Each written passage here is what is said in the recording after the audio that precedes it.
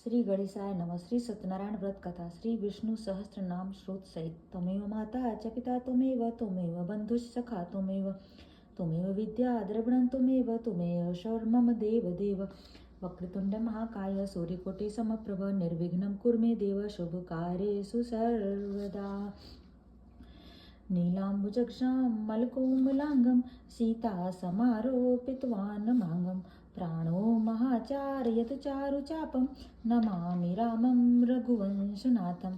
शान्ताकारं भुजगशयनं पद्मनाभं सुरेशं विश्वाधारं गगनसदृशं मेघवर्णं शुभांगं लक्ष्मीकान्तं कमलनयनं योगिभिर्यनगम्यं वन्दे विष्णुभवभयहरं सर्वलोकैकनाथं। श्री सत्यनारायण नमः। प्रार्थना समर्पयामि। सरस्वती पूजन तथा ब्राह्मण पूजन। गंध, अक्षत, पुष्प, पुष्पमाला, धूप, दीप, नैवेद्य, दक्षिणा आदि उपचारों से पुस्तक रूप में भगवती सरस्वती की पूजा के अनंतर ब्राह्मण का पूजन करें। तदंतर श्रद्धा भक्ति के साथ भगवान श्री सत्यनारायण की कथा का श्रवण करें। श्री गणेशाय नमः। अथ श्री सत्यनारायण व्रत कथा। पहला अध्याय। श्री व्यास जी ने कहा, एक समय नैमिसारण तीर्थ में सौनक आदि सभी ऋषियों तथा मुनियों ने पुराण शास्त्र विद्या श्री सूत जी महाराज से पूछा। ऋषियों ने कहा, महामुनि, किस व्रत अथवा तपस्या से मनोवांछित फल प्राप्त होता है तथा उसे हम सुनना चाहते हैं, आप कहें। श्री सूत जी बोले, इसी प्रकार देवर्षि नारद जी के द्वारा भी पूछे जाने पर भगवान कमलापति ने उनसे जैसा कहा था उसे कह रहा हूँ, आप लोग सावधान होकर सुने। एक समय योगी नारद जी लोगों के कल्याण की कामना से विविध लोकों में भ्रमण करते हुए मृत्यु लोक में आए और यहाँ उन्होंने अपने कर्म फल के अनुसार नाना योनियों में उत्पन्न सभी प्राणियों तथा अनेक प्रकार के क्लेश दुख भोगते हुए तथा किस उपाय से इनके दुखों का सुनिश्चित रूप से नाश हो सकता है, ऐसा वन में विचार करके विष्णु लोक को गए। वहां चार भुजाओं, शंख, चक्र, गदा, पद्म तथा वनमाला से विभूषित शुक्लवर्ण भगवान नारायण का दर्शन कर उन देवादि देव की वे स्तुति करने लगे। नारद जी बोले, हे वाणी और मन से परे स्वरूप वाले, अनंत शक्ति संपन्न, आदि मध्य और अंत से रहित, निर्गुण और सकल कल्याणमय, गुण गुणों संपन्न, स्थावर जगत मात्मक, निखिल सृष्टि प्रपंच के कारण भूत भक्तों की पीड़ा नष्ट करने वाले परमात्मन, आपको नमस्कार है। स्तुति करने से अनंतर भगवान श्री विष्णु ने नारद जी से कहा। श्री भगवान ने कहा, महाभाग, आप किस प्रकार प्रयोजन से यहाँ आए हैं, आपके मन में क्या है, कहिए, और वह सब मैं आपको बताऊंगा। नारद जी बोले, मृत्यु लोक में अपने पाप कर्मों के द्वारा विभिन्न योनियों में उत्पन्न सभी लोग बहुत प्रकार के क्लेशों से दुखी हो रहे हैं। हे नाथ, किस लघु उपाय से उनके कष्टों का निवारण हो सकेगा? यदि आपकी मेरे ऊपर कृपा हो तो वह सब मैं सुनना चाहता हूँ, उसे बताएं।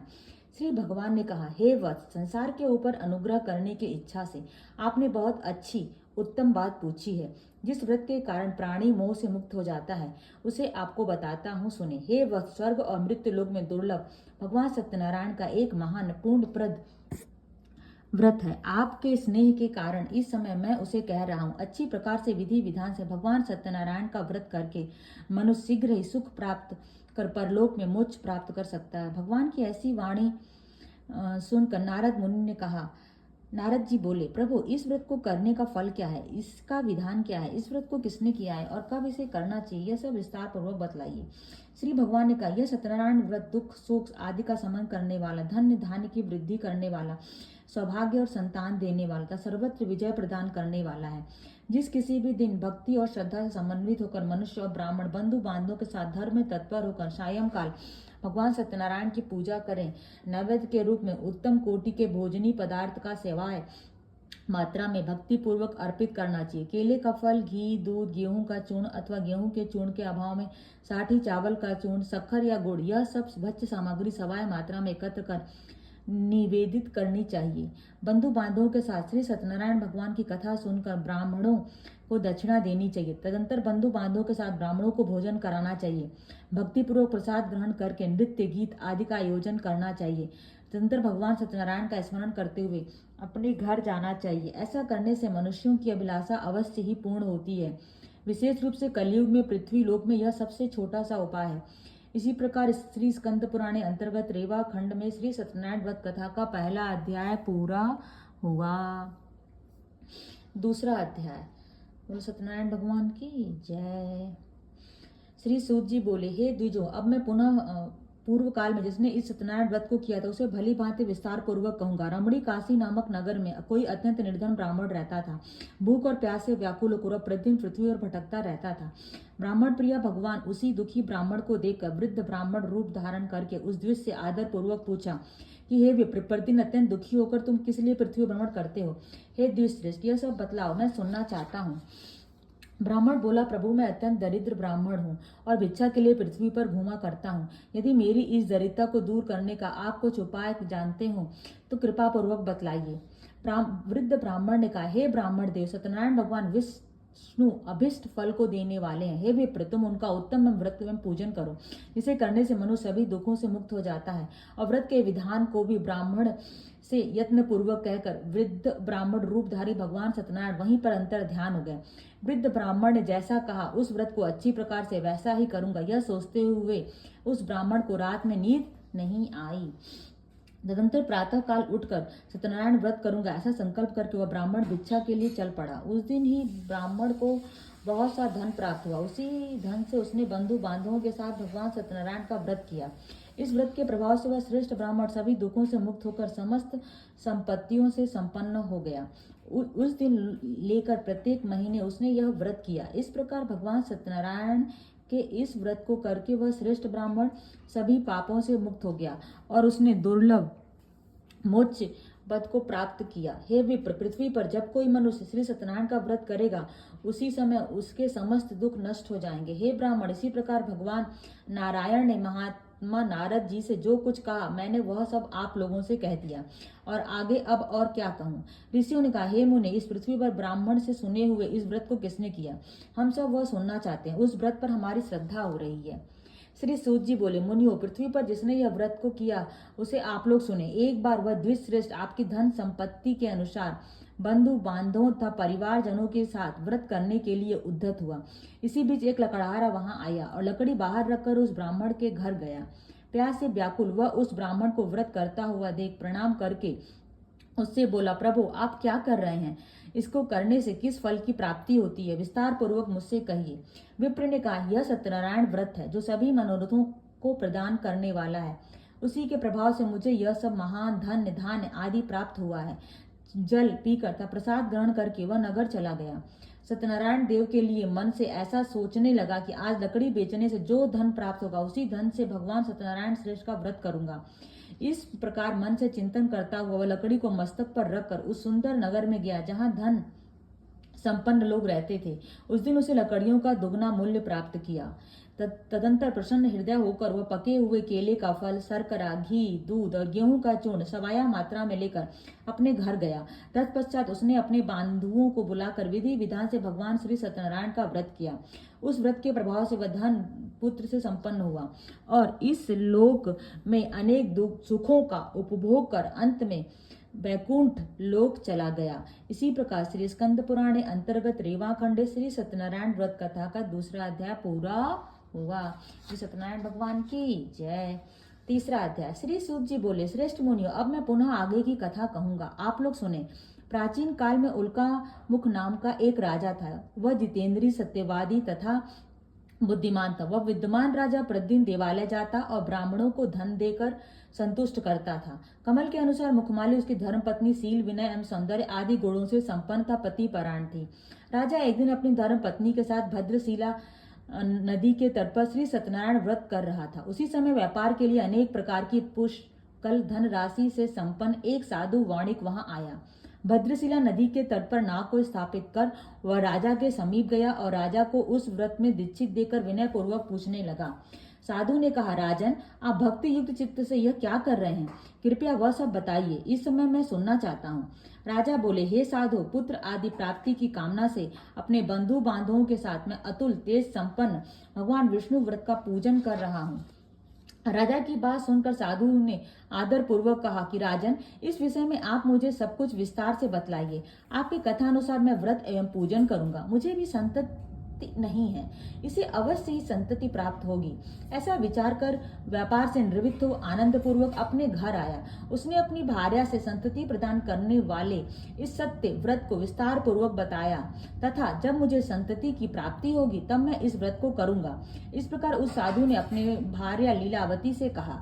एक दिन उसकी लीलावती नाम की सती साध्वी भार्या पति के साथ आनंद चित्त से ऋतुकालीन धर्म चरणों में प्रवृत्त हुई और श्री भगवान सत्यनारायण की कृपा से उसकी वह भार्या गर्भणी हुई। 10वें महीने उसे कन्या रत्न उत्पत्ति हुई और वह शुक्ल पर चंद्रमा की भांति दिन पर दिन बढ़ने लगी।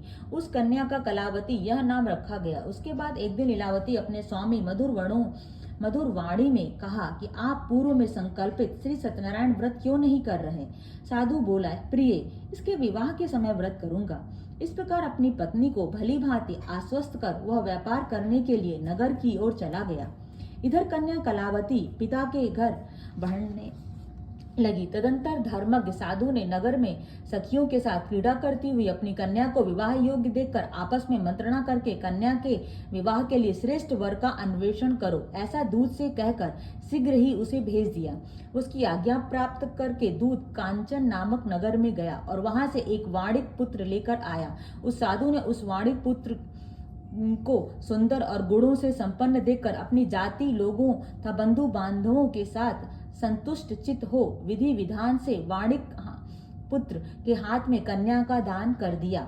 उस समय वह साधु वाणिक दुर्भाग्यवश भगवान का उत्तम व्रत भूल गया। पूर्व संकल्प के अनुसार विवाह के समय व्रत न करने के कारण भगवान उस पर रुष्ट हो गए। कुछ समय के पश्चात अपने व्यापार कर्म में साधु वणिक काल की प्रेरणा से अपने दामाद के साथ व्यापार करने के लिए समुद्र के समीप स्थित रत्नशारपुर नामक सुंदर नगर में गया और अपने श्री संपन्न दामाद के साथ वहां व्यापार करने लगा। तदंतर वे दोनों राजा चंद्रकेतु के रमणीय उस नगर में गए। उसी समय भगवान श्री सत्यनारायण उसे भ्रष्ट प्रतिज्ञ देखकर इसे दारुण कठिन और महान दुख प्राप्त होगा यह शाप दे दिया। एक दिन एक चोर राजा चंद्रकेतु के धन को चुरा कर वहीं आया जहां दोनों वाणिक स्थित थे। वह अपने पीछे दौड़ते हुए दूतों को देखकर भयभीत चित्त से धन वहीं छोड़कर शीघ्र ही छिप गया। इसके बाद राजा के दूत वहां आ गए जहां पर वह साधु वणिक था। वहां राजा के धन को देकर वे दूत उन दोनों वाणिक पुत्रों को बांध कर ले आए और हर्षपूर्वक दौड़ते हुए राजा से बोले, प्रभु, हम 2-4 पकड़ लाए, इन्हें देखकर आप आज्ञा दें। राजा की आज्ञा से दोनों शीघ्र ही दृढ़ता पूर्वक बांधकर बिना विचार किए महान कारागार में डाल दिए गए। भगवान सत्यदेव की माया से किसी ने उन दोनों की बात नहीं सुनी और राजा चंद्रकेतु ने उन दोनों का धन भी ले लिया। उन भगवान के शाप से वाणिक के घर में उसकी भार्या भी अत्यंत दुखित हो गई और उनके घर में सारा का सारा जो धन था वह चोरों ने चुरा लिया। वह लीलावती शारीरिक तथा मानसिक पीड़ाओं से युक्त भूख और प्यास से दुखी हो अन्न की चिंता से दर दर भटकने लगी। कलावती कन्या भी भोजन के लिए इधर उधर प्रतिदिन घूमने लगी। एक दिन क्षुधा से पीड़ित वह कलावती एक ब्राह्मण के घर गई। वहां जाकर उसने श्री सत्यनारायण के व्रत पूजन को देखा। वहां बैठकर उसने कथा सुनी और वरदान मांगा। तदनंतर प्रसाद ग्रहण करके वह कुछ रात होने पर घर आई। माता लीलावती ने कलावती कन्या से प्रेम पूर्वक पूछा, पुत्री, रात में तुम कहाँ रुक गई थी?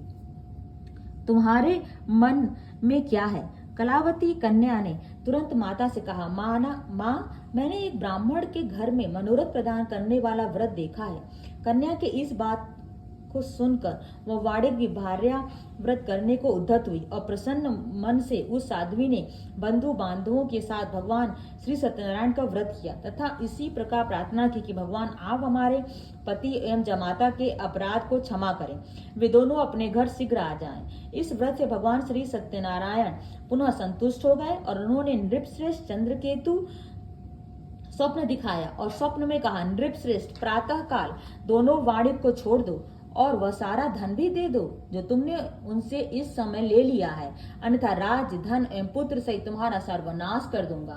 राजा से स्वप्न में ऐसा कहकर भगवान सत्यनारायण अंतर ध्यान हो गए और इसके अनंतर प्रातःकाल राजा ने अपने सभासदों के साथ सभा के मध्य बैठकर अपना स्वप्न लोगों को बताया और कहा, दोनों बंदी वाणिक पुत्रों को शीघ्र ही मुक्त कर दो। राजा की ऐसी बात सुनकर वे राजपुरुष दोनों महाजनों को बंधन मुक्त करके राजा के सामने लाकर विनय पूर्वक बोले, महाराज, बेड़ी बंधन से मुक्त करके दोनों वाणी पुत्र लाए गए हैं। इसके बाद दोनों महाजन वाणी पुत्र नृप श्रेष्ठ चंद्रकेतु को प्रणाम करके अपने पूर्व वृतांत का स्मरण करते हुए भय विहिल हो गए और कुछ बोल न सके। राजा ने वाणी पुत्र को देखकर आदर पूर्वक कहा, आप लोगों को प्रारब्धवश यह महान दुख प्राप्त हुआ है। इस समय अब कोई भय नहीं है। ऐसा कहकर उनकी बेड़ी खुलवाकर छौर कर्म आदि करवाया। राजा ने वस्त्र अलंकार देकर उन दोनों वाणी पुत्रों को संतुष्ट किया तथा सामने बुलाकर वाणी द्वारा अत्यधिक आनंदित किया। पहले जो धन लिया था उसे दूना करके दिया। तदंतर राजा पुनः उनसे कहा कि साधो, आप अपने घर को जाएं। राजा को प्रणाम करके आपकी कृपा से हम जा रहे हैं, ऐसा कहकर उन दोनों महावैश्यों ने अपने घर की ओर प्रस्थान किया। इति श्री स्कंद पुराणे अंतर्गत रेवा खंड में श्री सत्यनारायण व्रत कथा का यह तीसरा अध्याय पूरा हुआ। सत्यनारायण भगवान की जय। चौथा अध्याय। श्री सूत जी बोले, साधु वाणिक मंगलाचरण कर और ब्राह्मणों को धन देकर अपने नगर के लिए चल पड़ा। साधु के कुछ दूर जाने पर भगवान सत्यनारायण की उसकी सत्यता की परीक्षा विषय में जिज्ञासा हुई। साधु, तुम्हारी नाव में क्या भरा है? तथा धन में मद में चूर दोनों महाजनों ने अवहेलना पूर्वक हंसते हुए कहा, दंडे, क्यों पूछ रहे हो? क्या कुछ द्रव्य लेने की इच्छा है? हमारी नाव में तो लता और पत्ते आदि, आप सो क्यों करते हैं? दंडी ने साप दिया, इस स्थिति में वे ही सब कुछ कर सकते हैं, इसमें संशय नहीं। अतः उन्हीं की शरण में हम चलें, वही मन की इच्छा पूर्ण होगी। दामाद जामाता की बात सुनकर वह साधु वणिक उनसे पास गया और वहां दंडी को देखकर उसने भक्ति पूर्वक उन्हें प्रणाम किया था। आदर पूर्वक कहने लगा कि आपके सम्मुख मैंने जो कुछ कहा, असत्य भाषण रूप अपराध किया, आप मेरे उस अपराध को क्षमा करें। ऐसा कहकर बारंबार प्रणाम करके वह महान शोक से आकुल हो गया। दंडी ने उसे रोता हुआ देखकर कहा कि हे मूर्ख, रो मत, मेरी बात सुनो। मेरी पूजा से उदासीन होने के कारण तथा मेरी आज्ञा से तुमने बारंबार दुख प्राप्त किया है। भगवान की ऐसी वाणी सुनकर वह उनकी स्तुति करने लगा। साधु ने कहा कि हे प्रभु, यह आश्चर्य की बात है कि आपकी माया से मोहित होने के कारण ब्रह्मा आदि देवता भी आपके गुणों और रूप को यथावत रूप से नहीं जान पाते। फिर मैं मूर्ख आपकी माया से मोहित होने के कारण कैसे जान सकता हूँ? आप प्रसन्न हो, मैं अपनी धन संपत्ति के अनुसार आपकी पूजा करूंगा। मैं आपकी शरण में आया हूँ। मेरा जो नौका में स्थित पुराना धन था उसकी तथा मेरी रक्षा करें। उस वाणिक की भक्ति युक्त वाणी सुनकर भगवान जनार्दन संतुष्ट हो गए। भगवान हरि उसे अभिष्ट वर प्रदान करके वहीं अंतर ध्यान हो गए। इसके बाद वह साधु अपनी नौका में चढ़ा और उसे धन धान से परिपूर्ण देखकर भगवान सत्यदेव की कृपा से हमारा मनोरथ सफल हो गया, ऐसा कहकर स्वजनों के साथ उसने भगवान की विधिवत पूजा की। भगवान श्री सत्यनारायण की कृपा से वह आनंद से परिपूर्ण हो गया और नाव को प्रयत्न पूर्वक संभाल कर उसने अपने देश के लिए प्रस्थान किया। साधु वाणिक ने अपने दामाद से कहा कि वह देखो, मेरी रत्नपुरी नगरी दिखाई दे रही है। उसके बाद उसने अपने धन के रक्षक दूत को आगमन का समाचार देने के लिए अपनी नगरी भेजा। तत्पश्चात उस दूत ने नगर में जाकर साधु की भार्या को देख हाथ जोड़कर प्रणाम किया तथा उसके लिए अभिष्ट बात कही। सेठ जी अपने दामाद तथा बंधु वर्गों के साथ बहुत सारे धन धान से संपन्न होकर नगर के निकट पधार गए हैं और दूत के मुख से यह बात सुनकर वह महान आनंद से विह्वल हो गए हैं। और उस साध्वी ने श्री सत्यनारायण का पूजन करके अपनी पुत्री से कहा कि मैं साधु दर्शन के लिए जा रही हूँ, तुम शीघ्र आओ। माता का ऐसा वचन सुनकर व्रत को समाप्त करके प्रसाद का परित्याग कर वह कलावती भी अपने पति का दर्शन करने के लिए चल पड़ी। इससे भगवान सत्यनारायण रुष्ट हो गए और उन्होंने उसके पति को तथा नौका को धन के साथ हरण करके जल में डुबो दिया। इसके बाद कलावती कन्या अपने पति को न देख महान शोक से रुदन करती हुई पृथ्वी पर गिर पड़ी। नाव का दर्शन तथा कन्या को अत्यंत दुखी देख भयभीत मन से साधु ने सोचा कि यह क्या आश्चर्य हो गया। नाव का संचालन करने वाले भी सभी चिंतित हो गए। तदंतर वह लीलावती भी कन्या को देखकर विह्वल हो गई और अत्यंत दुख से विलाप करती हुई अपने पति से इस प्रकार बोली, अभी अभी नौका के साथ दामाद कैसे अलिच्छित हो गए, न जाने किस देवता की उपेक्षा से वह नौका हरण कर ली गई है, अथवा श्री सत्यनारायण का महात्म्य कौन जान सकता है। ऐसा कहकर वह स्वजनों के साथ विलाप करने लगी और कलावती कन्या को गोद में लेकर रोने लगी। कलावती कन्या भी अपने पति को नष्ट हो जाने पर दुखी हो गई और पति की पादुका लेकर उनका अनुगमन करने के लिए उसने मन में निश्चय किया। कन्या के इस प्रकार के आचरण को देख भार्या सहित वह धर्मज्ञ साधु वणिक अत्यंत शोक संतप्त हो गया और सोचने लगा कि या तो भगवान सत्यनारायण ने या दामाद के साथ धन्य धान्य से भरी इस नौका का अपहरण किया, अथवा हम सही भगवान सत्यदेव की माया से मोहित हो गए हैं। अपनी धन शक्ति के अनुसार मैं भगवान श्री सत्यनारायण का पूजन करूंगा। सभी को बुलाकर इस प्रकार कहकर उसे अपने मन की इच्छा प्रकट की और बारंबार भगवान सत्यदेव को दंडवत प्रणाम किया। इससे दीनों के परिपालक भगवान सत्यदेव प्रसन्न हो गए।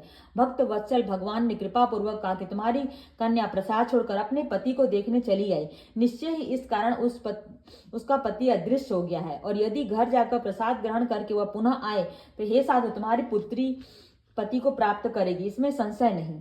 कन्या की आकाश मंडल में ऐसी वाणी सुनकर शीघ्र ही घर गई और उसने प्रसाद ग्रहण किया। पुनः आकर स्वजनों तथा अपने पति को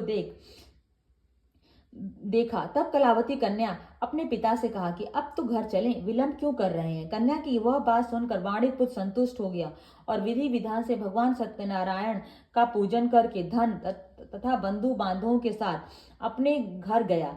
तदंतर पूर्णिमा तथा संक्रांति पर्वों पर भगवान सत्यनारायण का पूजन करते हुए इस लोक में सुख भोग कर अंत में वह सत्यपुर वैकुंठ लोक में चला गया। इस प्रकार श्री स्कंद पुराण अंतर्गत रेवा खंड श्री सत्यनारायण व्रत कथा का यह चौथा अध्याय पूरा हुआ। सत्यनारायण भगवान की जय। पांचवा अध्याय। श्री सूत जी बोले, हे श्रेष्ठ मुनियों, आप इसके बाद में दूसरी कथा कहूंगा, आप लोग सुने। अपनी प्रजा का पालन करने में तत्पर तुंगध्वज नाम का एक राजा था। उसने सत्यदेव के प्रसाद का परित्याग करके दुख प्राप्त किया। एक बार वह वन में जाकर वहां बहुत से पशुओं को मारकर वट वृक्ष के नीचे आया। वहां उसने देखा कि गोपगण बंधु बांधवों के साथ संतुष्ट होकर भक्ति पूर्वक भगवान सत्यदेव की पूजा कर रहे हैं। राजा यह देख कर भी अहंकार वश न तो वहां गया, न उसने भगवान सत्यनारायण को प्रणाम किया है। इसके बाद पूजन के अनंतर सभी गोपगण भगवान का प्रसाद राजा के समीप रखकर वहां से लौट आए और इच्छा अनुसार उन सभी ने भगवान का प्रसाद ग्रहण किया। इधर राजा को प्रसाद का परित्याग करने से बहुत दुख हुआ। उसका संपूर्ण धन धान्य एवं सभी 100 पुत्र नष्ट हो गए। राजा ने मन में यह निश्चय किया कि अवश्य ही भगवान सत्यनारायण ने हमारा नाश किया है, इसलिए मुझे वहीं जाना चाहिए जहाँ श्री सत्यनारायण पूजन हो रहा है।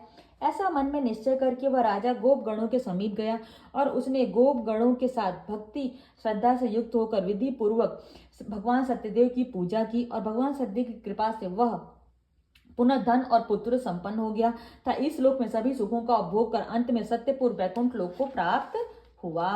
श्री शिव जी कहते हैं कि जो व्यक्ति इस परम दुर्लभ श्री सत्यनारायण के व्रत को करता है और पूर्ण में फल प्रदानी भगवान की कथा को भक्ति युक्त होकर सुनता है, उसे भगवान सत्यनारायण की कृपा से धन धान्य आदि की प्राप्ति होती है। दरिद्र धनवान हो जाता है, बंधन में पड़ा हुआ बंधन से मुक्त हो जाता है, डरा हुआ व्यक्ति भय से मुक्त हो जाता है। यह सत्य बात है, इसमें संशय नहीं कि इस लोक में वह सभी इप्सित फलों का भोग प्राप्त करके अंत में सत्यपुर वैकुंठ लोक को जाता है। हे ब्राह्मणों, इस प्रकार मैंने आप लोगों से भगवान सत्यनारायण के व्रत को कहा, जिसे करके मनुष्य सभी दुखों से मुक्त हो जाता है। कलयुग में तो भगवान सत्यदेव की पूजा विशेष फल प्रदान करने वाली है। भगवान विष्णु को ही कुछ लोग काल, कुछ लोग सत्य, कोई ईश और कोई सत्य तथा दूसरे लोग सत्यनारायण नाम से कहेंगे। अनेक रूप धारण करके भगवान सत्यनारायण सभी का मनोरथ सिद्ध करते हैं। कलयुग में सनातन भगवान विष्णु ही सत्यव्रत रूप धारण करके सभी का मनोरथ पूर्ण करने वाले होंगे। हे श्रेष्ठ मुनियों, जो व्यक्ति नित्य भगवान सत्यनारायण की इस व्रत कथा को पढ़ता है, सुनता है, भगवान सत्यनारायण की कृपा से उसके सभी पाप नष्ट हो जाते हैं। हे मनुष्य, पूर्व काल में जिन लोगों ने भगवान सत्यनारायण का व्रत किया है, उनके अगले जन्म को वृतांत कहता हूं, आप लोग सुने।